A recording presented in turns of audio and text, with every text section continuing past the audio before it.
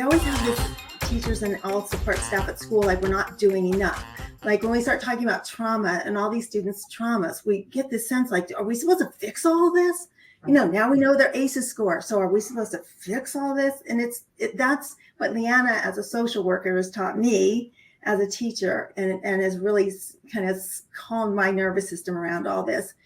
Even as a parent with my daughter, Shalia, is that it's sometimes just in the offering, and they may not accept it. You may offer the olive branch, you may offer the resources, and in that moment, they may not be able to accept it. They don't have the capacity.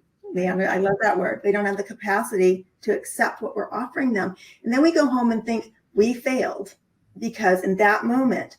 But you know, it's a long haul thing with teaching, and that student may come back to you when he or she is 25 years old and say, when you did that in third grade and told me about XYZ, it sprouts later. And I think we have to give ourselves that understanding that we're not, with all this trauma-informed instruction, without a social worker like Leanna right beside you, that's going to be very difficult to unpack all of that. Dan Siegel calls it our window of tolerance. Dr. Bonnie Badenoch will say our window of receptivity, our window of relationship, because really, because our capacity is going to be different days. And that's, and that again speaks to the myth of regulations that we're always supposed to be in ventral. We're not, but this sense of capacity and to access that capacity is really what we're looking for. And that the work isn't, and I know as adults and as teachers, we're looking for, did the learning land in that student? Did they get what they needed to get? And sometimes students will be able to show that or not, because if they're in sympathetic, they might not have the capacity to show that. And dorsal might not have the capacity. But what I want to encourage teachers to hopefully be able to hold on to is the fact that the offering of regulation, the offering of co-regulation, the offering of safety, that is the work. We tend to measure our day and our success by, at the end of the day, did this person respond? And so I think that it's a story, right? Leanna, it just keeps going. Yeah. It just keeps going. It keeps unfolding. We're not trying to be always inventful. Your students are not going to always be on the green path. If you're using colored zones or whatever, they're going to be throughout the day moving in and out. And the beauty of polyvagal theory is that's okay. And it's expected. But the key is not to get stuck in those states. So the key is, if you have a student who's in sympathetic, do they get stuck there and they can't get out? So what you're doing as an OT, a PT, support staff, parent, what we're doing is offering those resources of, I can see this is where you are. You can name where you are. What do you have inside, outside, this interactive resources? What do you have around you or in relationship with others that can help you right now find your way back to ventral? Deb Dana uses a ladder, and these runs of the ladder. And so I'm moving down this ladder into sympathetic and then ultimately possibly into dorsal.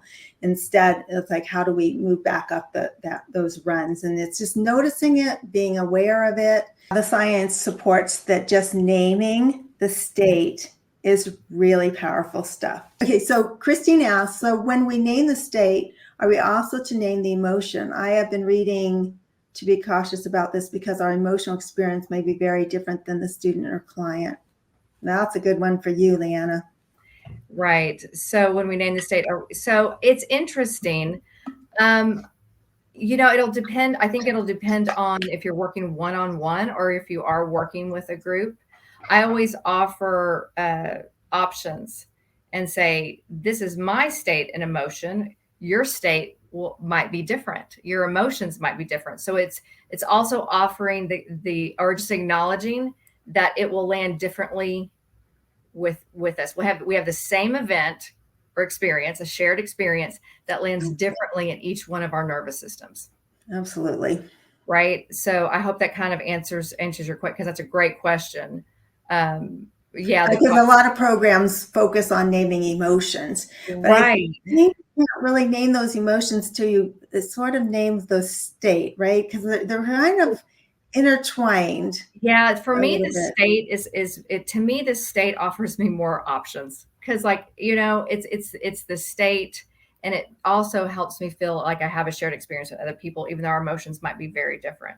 So to really have a student be able to tell you Right, that emotion, I think they can tell you more whether they're really energized, right. mobilized, they need movement right now. I think that's easy for them to tell than really how Well, they're feeling or their it does, emotion. and with that, again, we're talking in terms of like a child helping a child bring them back into a learning state.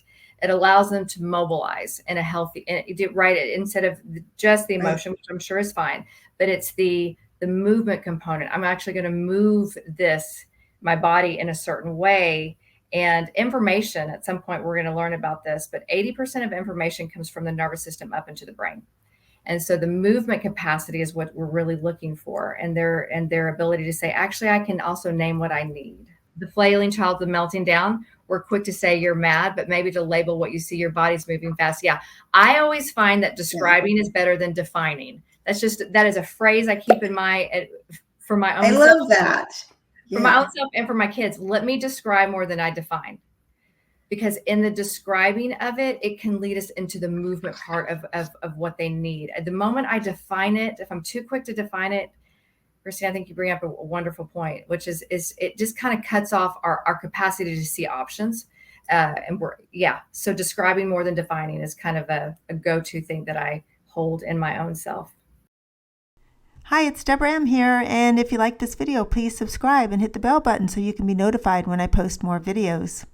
To take my online course, purchase materials, or request professional development, head on over to my website. Thanks, and we'll see you next time.